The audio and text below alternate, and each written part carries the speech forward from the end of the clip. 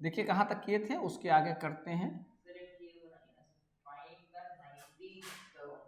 हाँ हाँ वही, find the end term, mention करना, टर्म निकालना।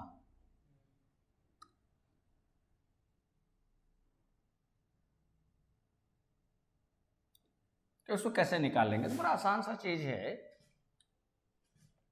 कि उसका फॉर्मूला T4 टर्म हो गया R+1 इक्वल टू होता है NCR, और कह सकते हैं A N-R B R और माइनस, वो पहले भी लिख सकते हो to power R। Plus minus का इंडिकेशन है, प्लस रहेगा तो फिर इसको लिखने की जरूरत नहीं पड़ेगी, और माइनस रहेगा तो इसको निकालना है। तो इस फॉर्मूला से हम फाइंड आउट कर सकते हैं। अब जैसे एक सवाल बोलिए कितना, C2 का पहला सवाल बोलो ना। अच्छा पहला क्या है,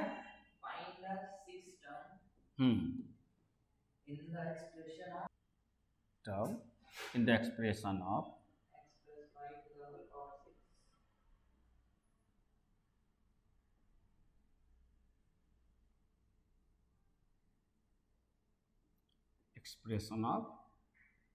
कितना दे रखा है 6। तो देखिए आगे चलकर सवाल मिलेगा फ्रॉम द बिगिनिंग या फ्रॉम द एंड। एंड रहेगा तो पीछे से कैलकुलेट करें, गिनती करेंगे, और ये जो फार्मूला है किसका है, फ्रॉम द बिगिनिंग।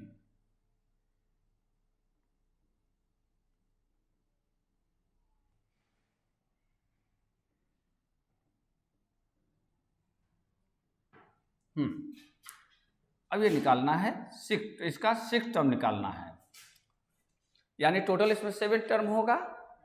तो यहाँ क्या निकालेंगे, लिखेंगे T6 टर्म है तो यहाँ 5+1 कर देंगे, सॉल्यूशन करेंगे तो 6 टर्म। तो जितना भी टर्म निकालना होगा उससे एक कम कर देंगे, R+1 फॉर्मेट पर ही बैठ जाएगा।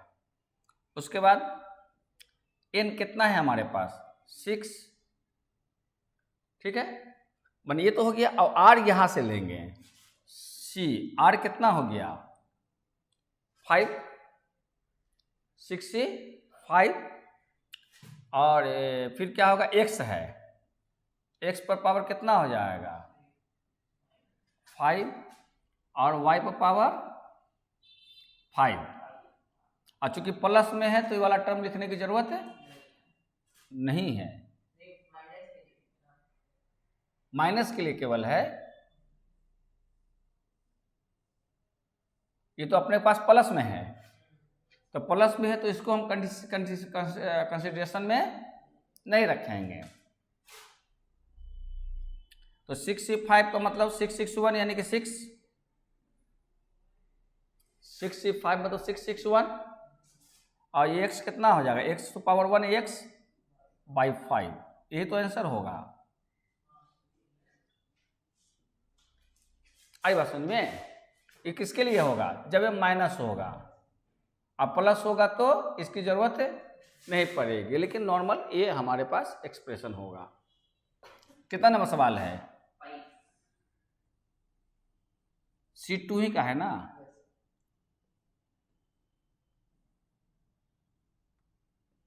फाइव नंबर सवाल है। एक्सप्रेशन क्या है, 2x, आपके पास है 2x 1/2, ये यहां पर आएगा, माइनस बाई 1/3 का होल पावर 20, और निकालना है कितना, यानी कि हमको निकालना है T19, यानी कितना लिखेंगे इसको T18 + 1, T18 + 1 लिखेंगे ना। अब NCR प्लस, अच्छा माइनस में है तो माइनस वाला फार्मूला लग जाएगा। तो पहले n का वैल्यू कितना 20, R का वैल्यू कितना 18, अब A का वैल्यू कितना 2x to power 1/2 to power कितना 20 - 18, आठ भाषण में, फिर इंटू वाई पर पावर 1/3 का पावर कितना हो जाएगा 18, और फिर हो जाएगा -1 का पावर 18, यानी 20C18 यानी कि 20C2, 20C18 equal to 20C2 यानी कि 2090 टू 1, यानी हो जाएगा कितना 190। और अच्छा, अब पहले इसको कर लेते हैं। 2x 1/2 पावर, सॉरी 3 कहाँ से लिख रहे हैं, किसको 2, अभी ऐसे करोगे तो गलत हो जाएगा, देखो कैसे गलत करोगे। इसको एक स्टेप बढ़ लेते हैं, फिर उसके बाद करते रहना। 18 आई क्या हो जाएगा +1, यानी कि 190, नहीं 2 का पावर 2 पर भी जाएगा, मिस्टेक कर दोगे। हाँ, इसीलिए हम कहा कि रुक जाओ, ये हो जाएगा। फिर इंटू वाई 1/3 इंटू 18, प्लस वाला तो ख़त्म हो जाएगा। अब दो काट देंगे तो हो जाएगा 190 into 4 into x into by 2 power 6, 76, आई हो जाएगा x/6। देखो तो आंसर हाँ,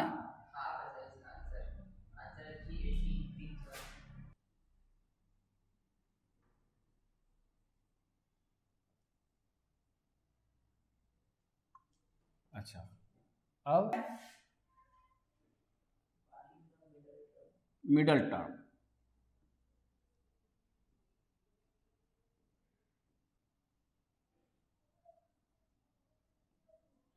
निकालने के लिए, क्लियर। तो अब देखिए एक केस होगा, केस 1 में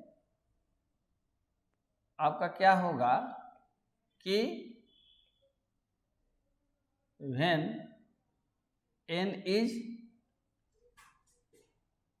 even, n वैल्यू जो रहेगा क्या इवन रहेगा,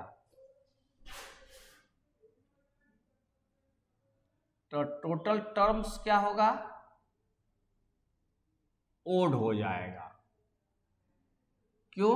क्योंकि n+1 होता है, इवन में एक जोड़ देंगे तो और हो जाएगा। तो इसमें क्या होगा रिजल्ट में ओनली 1 मिडल टर्म, इस केस में क्या होगा मिडल टर्म। अच्छा, केस 2 में क्या होगा,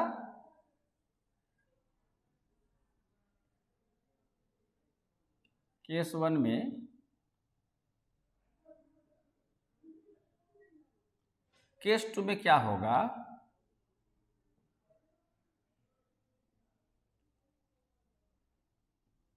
कि when n is then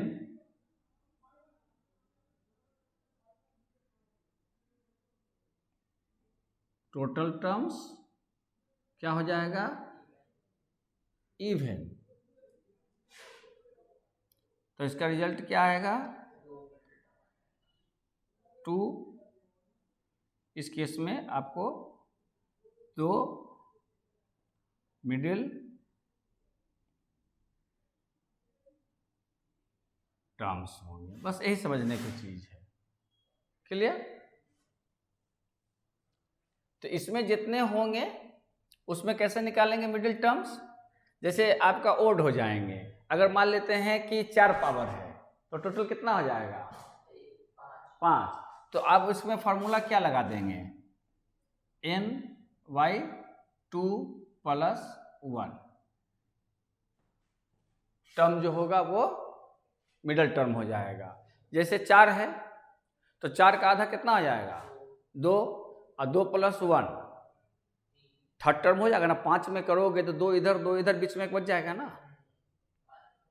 बस में तो उसके फॉर्मूला बनाने का आसान तरीका है, मानी जितना n है हाफ करके उसमें 1 जोड़ देंगे। ये वाला देखते हैं, ये वाली होगा फॉर्मूला कहीं, बोलो तो एक सवाल। शीट 3 है ना,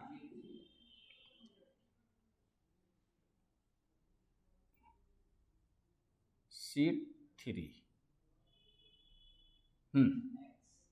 एक्सप्रेशन बोलो। x 1 पहला नंबर है, हाँ, x - 1/x to the whole power 12। Find middle term ना,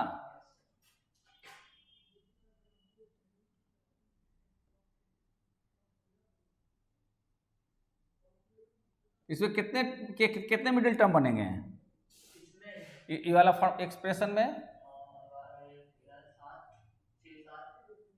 है? इवन है ना, तो इवन है तो इसका टोटल टर्म क्या हो जाएगा?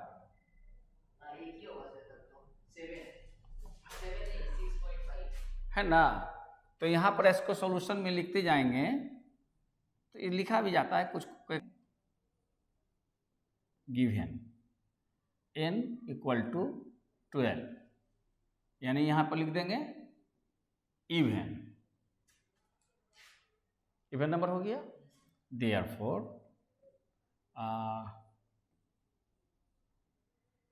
टोटल टर्म्स, ये लिखने की जरूरत भी नहीं है, n इवन हो गया।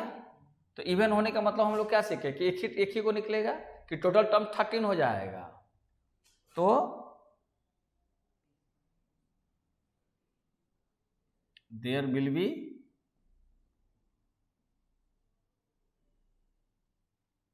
ओनली 1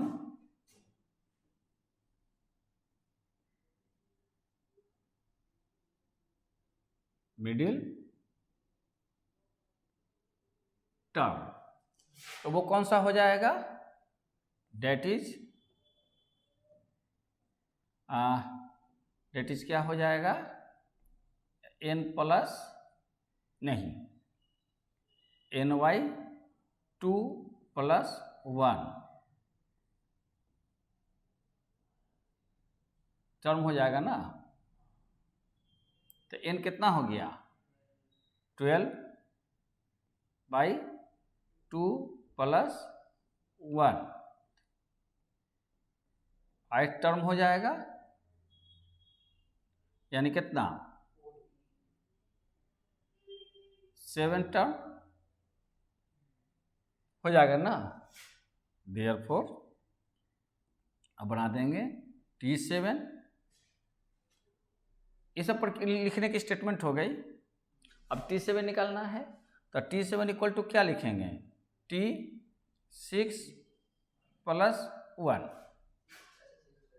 ये तो T को तोड़ेंगे, चूंकि माइनस वाला है तो माइनस वाला फॉर्मूला लगेगा।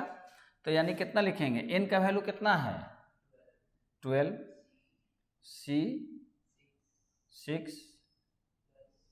ना इंटू x पर पावर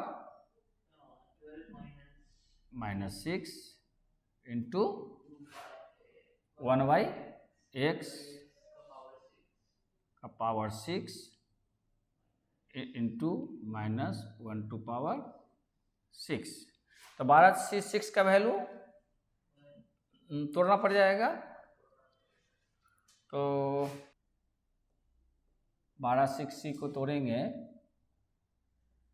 12C6 हो जाएगा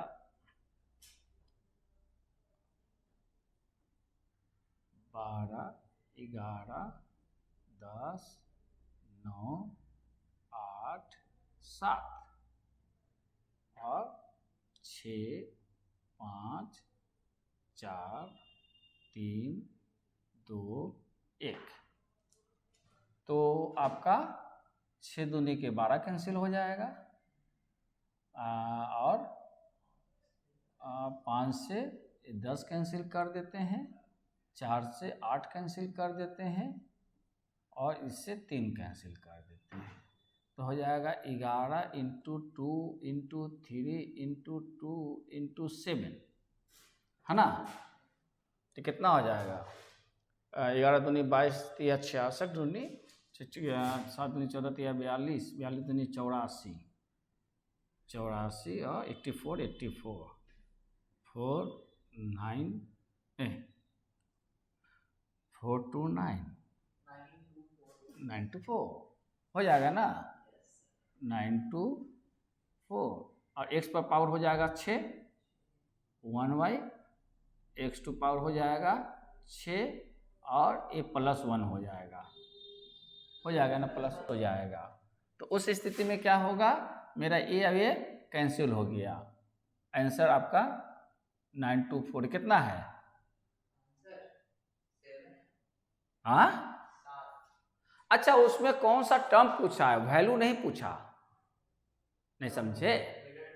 हाँ, उसमें आपका वैल्यू नहीं पूछा कि कौन सा टर्म होगा, तो यानी कि आपको ये निकाल कर छोड़ देना है ना।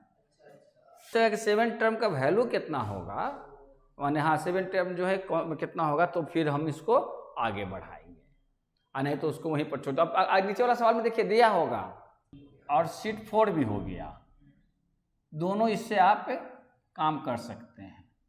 शीट 3 में यहाँ तक आंसर, और सेम सवाल शीट 4 में हम मैंने आगे बढ़ जाएंगे। तो केवल टर्म पूछेगा तो ये हो जाएगा 7 टर्म, और बोलेगा कि 7 टर्म का वैल्यू कितना है, तो आप इसको इस ढंग से प्रोसीड करेंगे तो हो जाएगा। और एगो मिडल टर्म में जो है वो वाला इवन नंबर का कर लेते हैं, 4 में ही है ना, शीट 4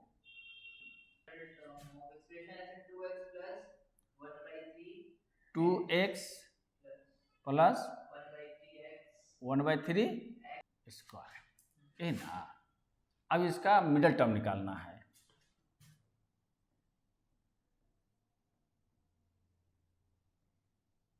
लिखेगा और अंडर ब्रैकेट एस कर देगा। अब जब इसका यहाँ क्या लिखेंगे सॉल्यूशन में, given n equal to 9, then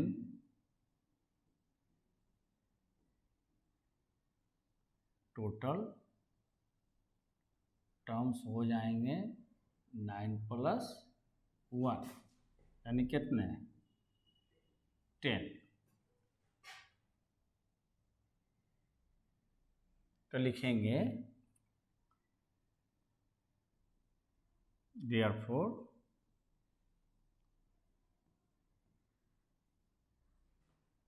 there will be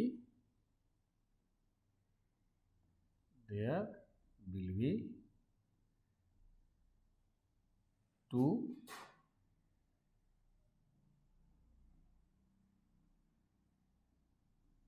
middle terms हो जाएंगे। इसमें कितने मिडल टर्म्स हो जाएंगे, 2 मिडल टर्म्स हो जाएंगे कि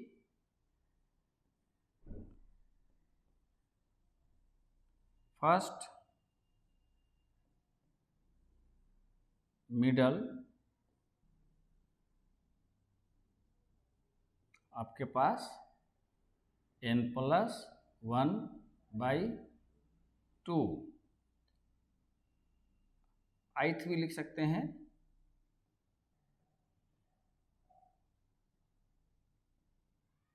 तो कितना हो जाएगा, n है हमारे पास 9 + 1/2 टर्म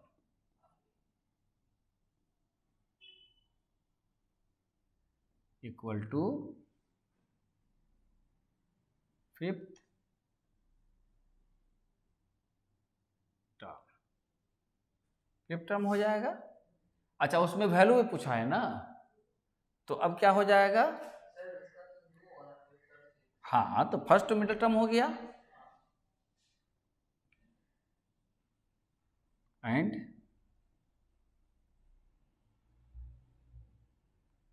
सेकंड मिडल टर्म। अब यहीं से सीधे 6 लिख देंगे क्योंकि 5 के ठीक बाद वाला होगा, फॉर्मूला लिखने की जरूरत भी नहीं है। तो क्या होगा, 6th टर्म जो होगा वो मिडल टर्म हो जाएगा। अच्छा, अब क्या निकालना होगा हमको, नाउ T5 निकालना है। तो इक्वल क्या हो जाएगा, T R+1 का फॉर्मूला होता है, तो जितना एक रहता है उसको बदल देते हैं R में। हाँ, एक ऐड कर, नहीं 5 ही रहेगा टोटल, एक घटा कर देंगे। हाँ, अब हमारे पास इक्वेशन कितना था, इक्वेशन था 2x 1y 3x² प्लस का फॉर्मूला है, तो हो जाएगा n था कितना 9, तो 9c2 2x 9 - 2 ना, और 1/3x² है, 3x² का 2 हो जाएगा। क्लियर, क्योंकि हमारे पास क्या है 2x + 1y 3x² का होल 9 है, यही था ना। तो अब इसका चूंकि प्लस में है इसलिए माइनस वाला फॉर्मूला नहीं लिखेंगे, तो तो ये कितना हो जाएगा, 9c कितना लिखना चाहिए था 4, तो क्या हो जाएगा, हाँ 9 - 4 हो जाएगा, ये भी हो जाएगा, ये भी हट जाएगा, ये आपका 4 और ये भी 4। अब क्लियर, तो 9c 4 को तोड़ेंगे तो कितना, यहीं पर लिख देते हैं 9 8 7 6, यही ना, और 4 3 2 1। अच्छा, फिर 2x पर पावर कितना हो जाएगा अब 5, और इंटू 1y 3 पर पावर 4 और x पर पावर 8। तो अब आ जाओ, तो 3 दूनी के 6 कैंसिल, 4 दूनी के 8 कैंसिल, तो कितना हो जाएगा 9 दूनी 18 सते 126, ये ना होगा, और ये हो जाएगा 2 पर पावर 5, x पर पावर 5 और 1y ये 81 हो जाएगा,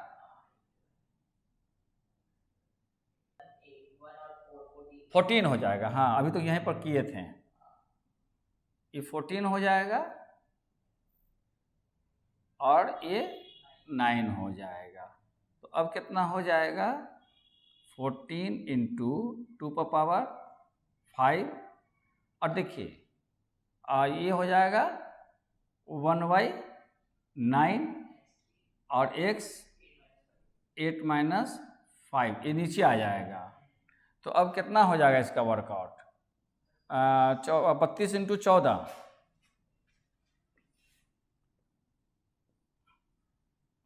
तो 14 दूनी के 28, 2 42 43 44 448,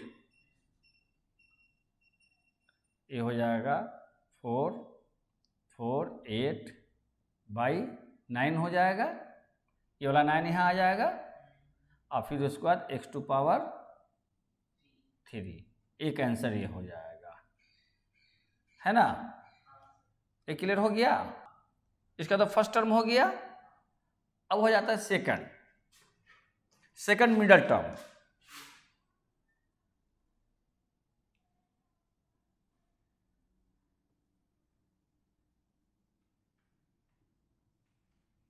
तो सेकंड मिडल टर्म आ रहा है कितना 6th,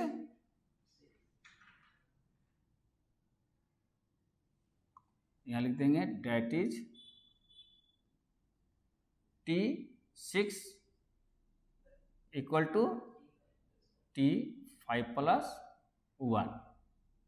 अब हमारे पास था दिया हुआ कितना, 2x प्लस 1/3x का स्क्वायर का पावर 9।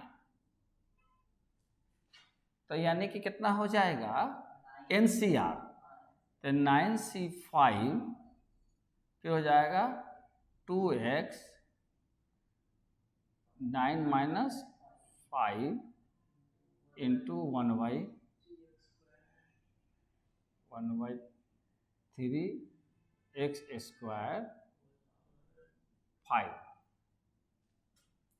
और चूंकि प्लस में है इसलिए बात नहीं है, यानी 9 5 का तोड़ेंगे तो 9 8 7 6 5 5 4 3 2 1। और यहाँ हो जाएगा 2x। देखो इसमें दोनों का पावर आ रहा है ना, तो 9 में से 4 इंटू 1/3x स्क्वायर का पावर 5। तो आपका 5 से 5 कैंसिल, 3 दूनी के 6 कैंसिल, 4 दूनी के 8 कैंसिल, कितना हो जाएगा 9 इंटू 2 इंटू 7 रहने देते हैं, फिर 2 पर पावर 4 x पर पावर 4 इंटू 3 पर पावर 5 इंटू x² पावर 10 है ना। तो देखो 9 यहाँ 5 है, यहाँ 2 है तो 2 घट जाएगा, नीचे 2 घट जाएगा तो कितना बच जाएगा नीचे, नहीं 27 बच जाएगा। और ऊपर कितना हो जाएगा 2 पर पावर 4 कितना हो जाएगा 16 दूनी 32। 32 को 7 से 7 दूनी 14, 7 21 1 22 224, डायरेक्ट 224 ऊपर लिख देते हैं और नीचे 3 को बच जाएगा तो 27 आ जाएगा ना। अच्छा यहाँ पर x 4 यहाँ 10 है तो x 6 नीचे बच जाएगा और यही हमारा आंसर हो जाएगा। किताब में आई भाषण में ना, ये डायरेक्ट बन गया। ये हो गया मिडिल टर्म निकालना। तो मिडिल टर्म दो तरह का होगा, अगर पावर आपका इवन है तो आपका एक मिडिल टर्म होगा, अगर पावर ऑड है तो 2 निकलेगा। तो मिडिल टर्म भी एग्जामिनेशन में प्राय पूछता है, अगर 4 नंबर का सवाल होगा तो 2 ये वाला पूछ देगा, 2 वाला, अदरवाइज आपका 1 वाला पूछ देगा, 2 नंबर का रहेगा। तो क्या 2 सवाल इसमें बनाना पड़ता है ना। डिपेंडेंट ऑफ एक्स भी कहेंगे।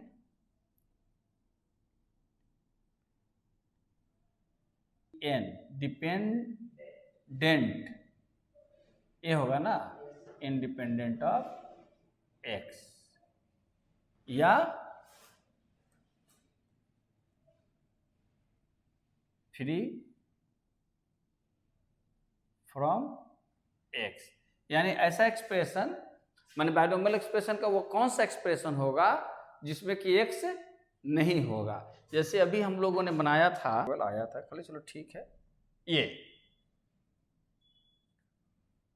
जैसे देखो ये हमारा एक्सप्रेशन था, एज ए मिडिल टर्म कह दिया, लेकिन इसको एक्सप्रेशन किया तो कौन सा टर्म, यानी कि 7 टर्म इसका फ्री फ्रॉम एक्स है, बाकी और भी कोई टर्म फ्री फ्रॉम एक्स नहीं होगा ना ना ना, एक ही होगा। एक ही जगह ऐसा होगा कि उसमें से एक से इलोप हो जाएगा, एक से अधिक प्लेस पर कभी नहीं होगा। तो कोई ना कोई ऐसा टर्म आएगा जहां पर कि दोनों जो है कट जाएगा। तो यहां पर कहेंगे लेट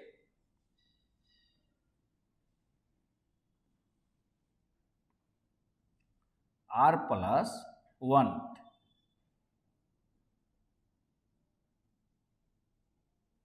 टर्म बी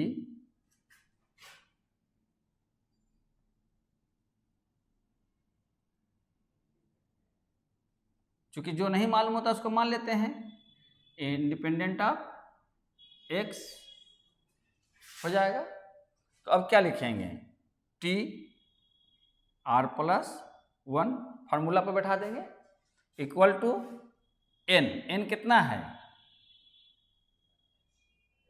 आर यह नहीं लेंगे, आर प्लस 1 टर्म लेंगे। तो उसके बाद सी, आर का वैल्यू नहीं मालूम, आर रह जाएगा फार्मूला पे। अच्छा, फिर एक्स, एक्स पर कितना लिखेंगे? नहीं,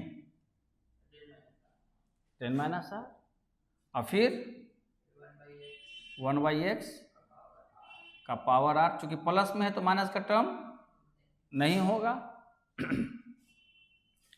तो क्या होगा? 10 CR अपने जगह रह जाएगा, और ये कितना हो जाएगा? x 10 माइनस आर 1/x पर पावर आर हो जाएगा। तब कितना लिखेंगे? 10CR, और यहाँ x 10 minus r minus r. ये वाला x का r को ऊपर चला जाएगा तो माइनस हो जाएगा। अरे बात समझ में? यानी अब कितना लिखेंगे? 10CR, क्लियर हो गई? 10CR और x to power 10 minus 2r, ये हो गया। अब यहां लिखेंगे 2b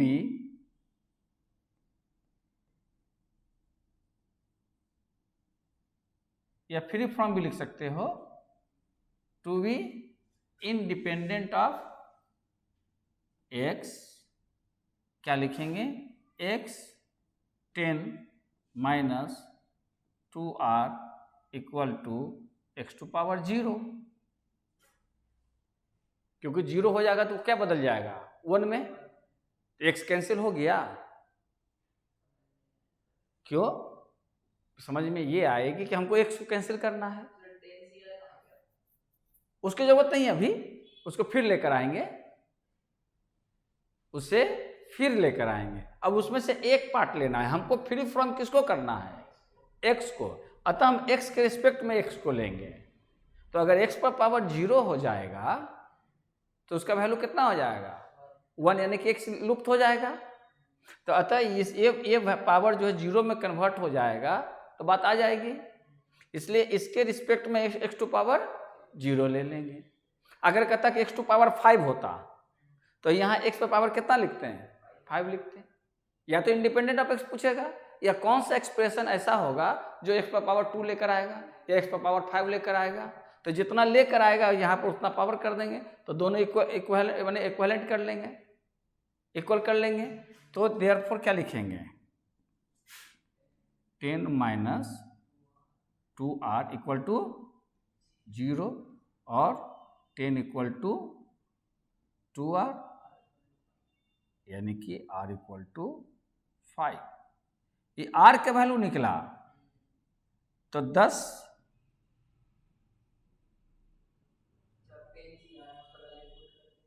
अगर वैल्यू कहेगा तो, अगर खाली टर्म पूछेगा। अच्छा, देन द रिक्वायर्ड टर्म, कौन सा टर्म होगा?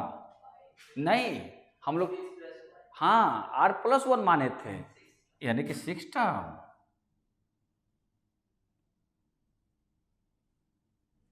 क्लियर? और तब लिखेंगे and the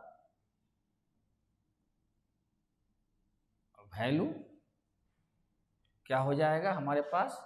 t5+1 equal to, हमारे पास था 10c5x 10, ये तो खैर खत्म हो जाएगा, -2 × 5, तो 10 तो कैसे हो गया? हमको केवल r मिल गया। अतः हम क्या करेंगे? इसको न भी लिखेंगे, इसे न भी लिखेंगे तो काम चलेगा, क्योंकि तो 0 हो जाएगा। तो 10c5 का वैल्यू कितना हो जाएगा? अगर टर्म पूछेगा तो 6, r नहीं, r+1 है, और वैल्यू हो जाएगा 10 9 8 7 6 5 4 3 2 1। तो अब ऐसा काट लेते हैं, 3 का 6 काट देते हैं, 4 दूनी के 8 काट देते हैं, 5 दूनी के 10 काट देते हैं। तो कितना हो जाएगा, इसको मिटा के बढ़िया से लिख दे। मैग्नेट आजकल नहीं आ रही है, मैग्नेट नहीं आ रही है। 2 इंटू, वो दोनों लड़कियां नहीं आती है तो चिपक के बैठती है। हाँ, तो कितना हो जाएगा, 9 2 18 36 36 सते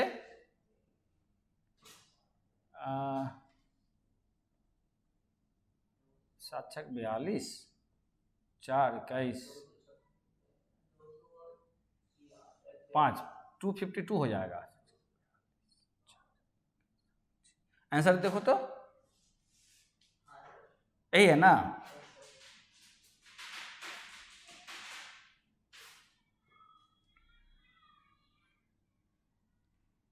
ये हो गया इंडिपेंडेंट ऑफ x। मान लो कि x प्लस 1/x, अभी वाले के सवाल कर लेते हैं, पर पावर अगर 4 लेते हैं तो 5 टर्म हो जाएगा। तो अगर अब इसका हम लोग वर्कआउट करेंगे तो क्या लिखेंगे, x⁴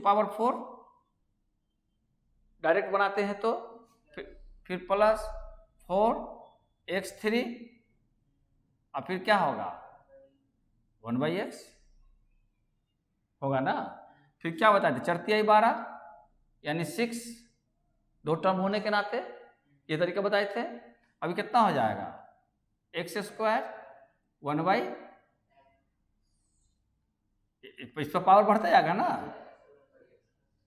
स्क्वायर। फिर कितना हो जाएगा 1 4 6, फिर 4 हो जाता है ना। और यहाँ x हो जाएगा और यहाँ कितना हो जाएगा, क्यूब हो जाएगा। और फिर 1/x, 4 टर्म हो गया ना, 1 2 3 4 5, 4 है तो 5 हो गया। अब देखो ये दोनों कैंसिल हो गया ना। अगर फार्मूला से बनाते हैं तो हम क्या लिखते हैं, r प्लस 1 टर्म निकालते हैं जो फ्री फ्रॉम x होगा। तो हमारे पास r मालूम नहीं था, जैसे हमको ये 3rd टर्म है ना, तो r के वैल्यू 2 आएगा। तो देखो तो tr प्लस 1 इक्वल CR, यहाँ हो जाएगा x4 माइनस r होगा नियम के मुताबिक, x पर पावर यहाँ r हो जाएगा, प्लस में है तो कोई दिक्कत नहीं। तो देखिए 4CR x पर पावर 4 माइनस r, तो to be free from x, to be free from x होगा तो क्या आ जाएगा, x4 minus 2r equal to x⁴, यानी कि 4 माइनस 2r इक्वल टू 0, इसलिए 4/2 इक्वल टू क्या हो जाएगा r, यानी कितना 2। तो 2 प्लस 3rd टर्म हो गया और इसका कोएफिशिएंट कितना हो जाएगा, तो 4CR यानी 4C2 6 आ गया ना। अगर कहता है कि वो कौन सा वैल्यू है जो x⁴ लेकर आए, तो देखो यहाँ 2nd टर्म है ना। तो अब यहाँ पर हम ये क्या करते हैं, इसको ये नहीं लिखते हैं बल्कि क्या लिखते हैं 2, एक इंडिपेंडेंट होने के कारण 0 हो गया। और या तो जितना कहेगा उतना लिख देंगे, तो फिर दोनों तरफ x हमारा बराबर हो जाएगा, है ना। तो x बराबर हो जाएगा तो क्या लिखते हैं 4 minus 2r equal to r, इस नहीं 2 पावर 2 है ना, ये 2 हो जाता। तो फिर कितना 4 माइनस 2 इक्वल टू 2r, इसलिए 2 इक्वल टू 2r। इसलिए देखो r का वैल्यू कितना 1 प्लस 1 2nd टर्म हो गया, है ना। तो इस से निकालेंगे तो इंडिपेंडेंट होने के लिए 0, अदरवाइज x पर जितना पावर कहेगा पहले उसको t प्लस r टर्म में वैल्यू को लगा देंगे, ये दोनों को एडजस्ट कर देंगे, इसीलिए दिया जाता है। एडजस्ट करके x पर पावर आ जाएगा, इसके रिस्पेक्ट में वैल्यू करके ले लेंगे, 0 या 7 या 4 जो भी कहेगा। इंडिपेंडेंट में बाय डिफॉल्ट 0 मान लेंगे, अदर में जो दिया रहेगा वही मान लेंगे। फिर x को हटाकर पावर को इक्वेट कर देंगे, r के वैल्यू निकल जाएगा। तो अगर टर्म पूछेगा तो r+1 टर्म हो जाएगा, और कोएफिशिएंट पूछेगा तो कुछ नहीं है, यहाँ पर हमारे पास कोएफिशिएंट है, ये कैलकुलेशन हो गई है ना, कोएफिशिएंट हुआ, एक कोएफिशिएंट है, बाकी इसकी तो चर्चा नहीं करनी है। ये r का वैल्यू यहाँ बैठा देंगे, इसका रिजल्ट निकाल देंगे, वही कोएफिशिएंट हो गया। हाँ, अगर मतलब कि यहाँ 2x 3x लिखा हुआ हो तो वो कोएफिशिएंट बदल जाएगा, क्योंकि इसका भी कोएफिशिएंट तो आता चला जाएगा ना। जैसे कि वहां था 3 और 2 था, 3 अपना कोएफिशिएंट इसके साथ वर्कआउट हो जाएगा, x सेपरेट हो जाएगा। कितना नंबर है seat?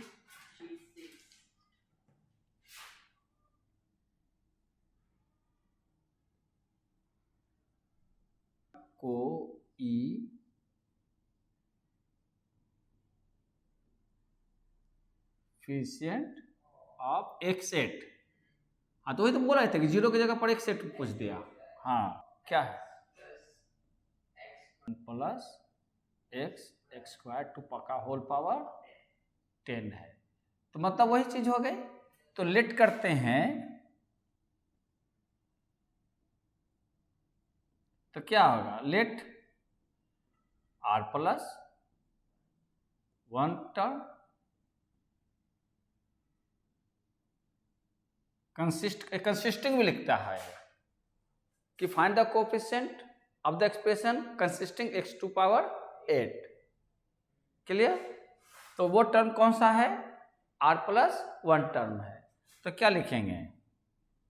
r+1 equal to 10 CR, फिर उसके बाद 10 माइनस r, ये अपने आप में खत्म हो जाएगा, और x पर पावर 2 इंटू r, 2r। अरे बात समझ में? तो अब होता है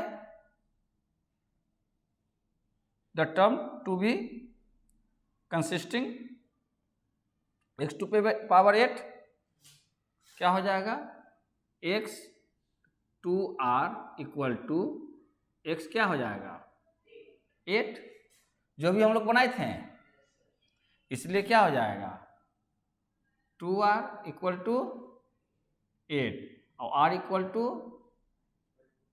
4, इसलिए कौन सा टर्म हो जाएगा ना? 5th टर्म हो जाएगा, इसलिए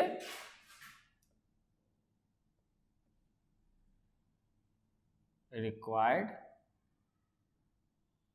टर्म हो जाएगा 5th। ठीक है?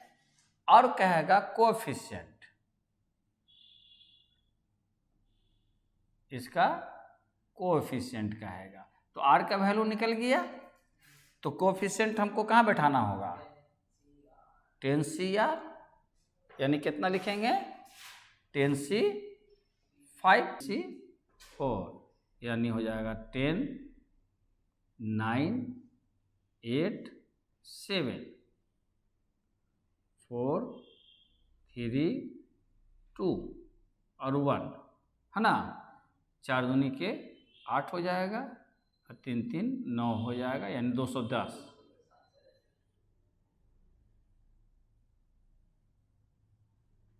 अरे बात समझ में? कोई दिक्कत नहीं। अब इसमें एक चीज और समझ ले, इतनी बात समझ में आ गई।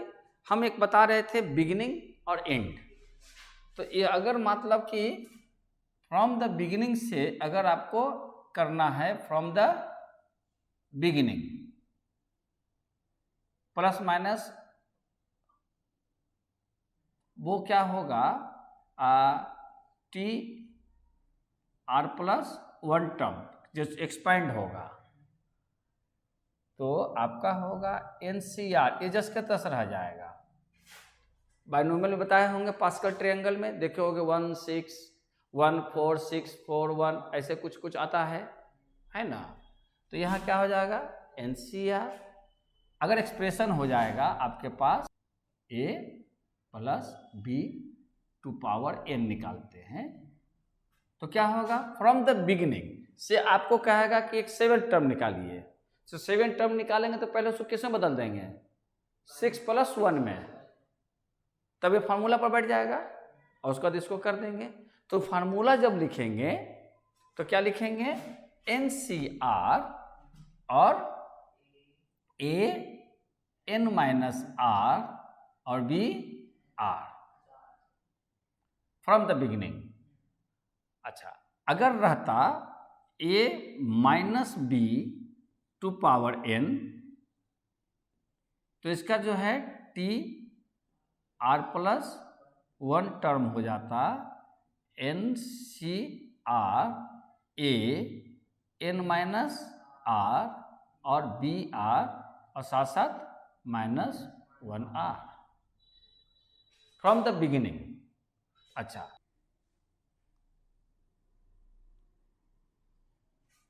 क्या परीक्षा में पूछता है फ्रॉम द बिगिनिंग या फ्रॉम द एंड। हाँ हाँ, तो एक होगा क्या, माने पीछे से,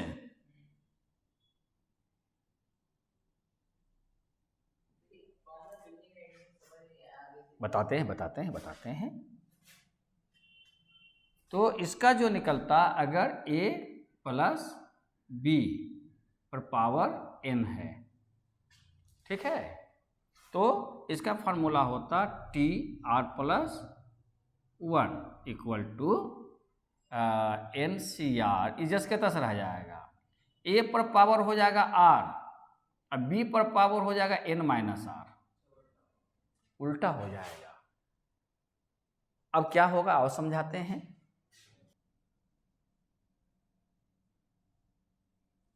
देखो, ये समझा देंगे तो पूरी बात क्लियर हो जाएगी कि आपके पास A - B का पावर 6 निकालना है।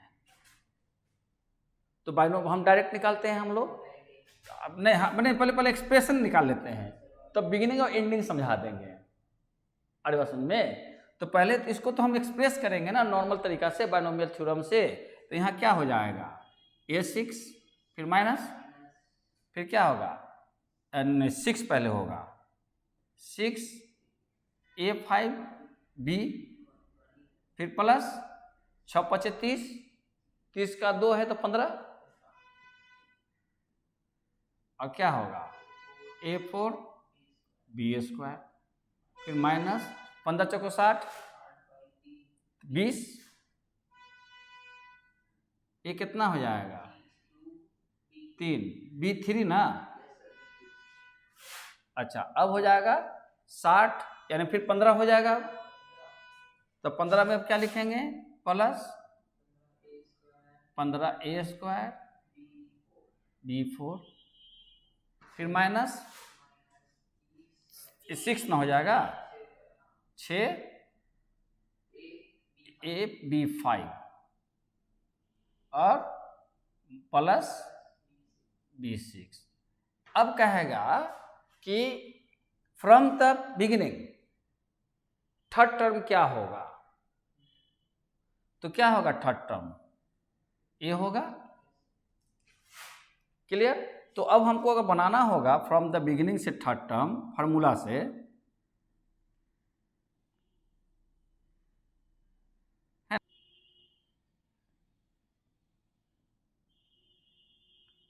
तो हम लोग को थर्ड टर्म निकालना है। ये गिवन है, इसका थर्ड टर्म क्या होगा फ्रॉम द बिगिनिंग, बिगिनिंग से इसका थर्ड टर्म क्या होगा, या बिगिनिंग से फिफ्थ टर्म क्या होगा। नहीं, अगर मान लेते पावर 12 रहेगा, ये निकालने के लिए क्या बताया गया कि आपका 12 होगा तो 13 एक्सप्रेशन निकालना होगा ना। आपको उसमें से पर्टिकुलर एक को जरूरत है कि इसका फोर्थ टर्म पर हमको रिजल्ट निकालना है कोई। तो क्या होगा कि पूरा निकालने के बाद फोर्थ टर्म आप पढ़ाइएगा। तो ये हो गया कि डायरेक्ट निकालने का फॉर्मूला हो गया ना, कि जो रिक्वायर्ड टर्म है केवल वही निकलेगा। ये तो एक्सपेंशन हो गया। अगर 20 मान लिया कि पावर 20 रहेगा और हमको थर्ड टर्म ऑफ 7 टर्म पे काम करना है, तो हमको पहले पूरा 20 निकालना होगा ना।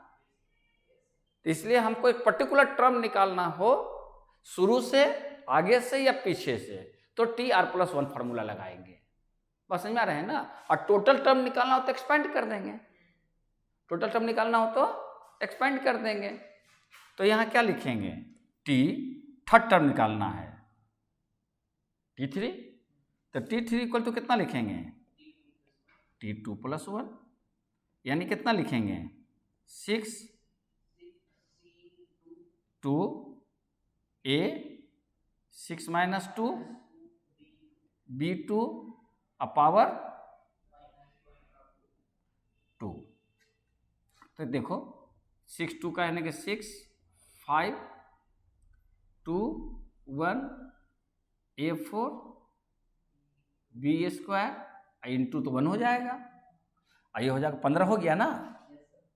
तो फ्रॉम द बिगिनिंग हो गया। अगर कहता कि फ्रॉम द एंड पीछे से गिनना है, इसका फोर्थ टर्म क्या होगा या फिफ्थ टर्म क्या होगा पीछे से। यद्यपि देखो कि ये भी प्लस है तो ये भी प्लस है, तो अगर हमको कहेगा पीछे से आप फिफ्थ टर्म निकालिए, तो आगे से जो थर्ड होगा पीछे से 1 2 3 4 5 होगा। बात समझ आ रहे हैं। तो हम क्या निकालेंगे, from the end, from the ending हमको जो है उसमें फ्रॉम द एंडिंग, तो आपको क्या करना होता है, टी फिफ्थ टर्म निकालना है ना। तो फिफ्थ टर्म निकाला T5 इक्वल क्या हो जाएगा T4 + 1, यानी कि C6 4 नहीं A4 अब B6 - 4, अब माइनस में है तो -1 टू पावर, अब B वाला पावर जाएगा यानी कि ये जाएगा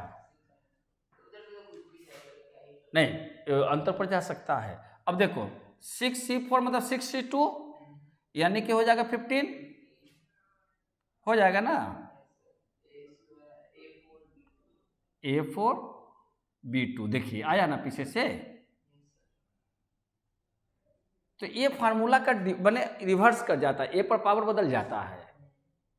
ये फार्मूला आपको हमेशा कभी कभी परीक्षा में पूछ देगा फ्रॉम द एंड, तो ए पर पावर r हो जाएगा और बी पर पावर n - r हो जाएगा, और फ्रॉम द बिगिनिंग में ए पर पावर n - r और बी पर पावर r हो जाएगा। तो बाइनोमियल यहाँ पर हम लोग का फिनिशिंग हो जाता है, फिनिश हो जाता है। ओके, तो फिर हम लोग नेक्स्ट क्लास में सेट थ्योरी पर काम करेंगे। आप लोग भी सेट थ्योरी पढ़िएगा। क्लियर हो गया ना बाइनोमियल, अब तो कोई दिक्कत नहीं ना है इसमें। हमारे ख्याल से ये खाली सवाल रह गया जो आंसर नहीं मिल रहा था, तो उसको चेक कर ली जाएगी। ओके।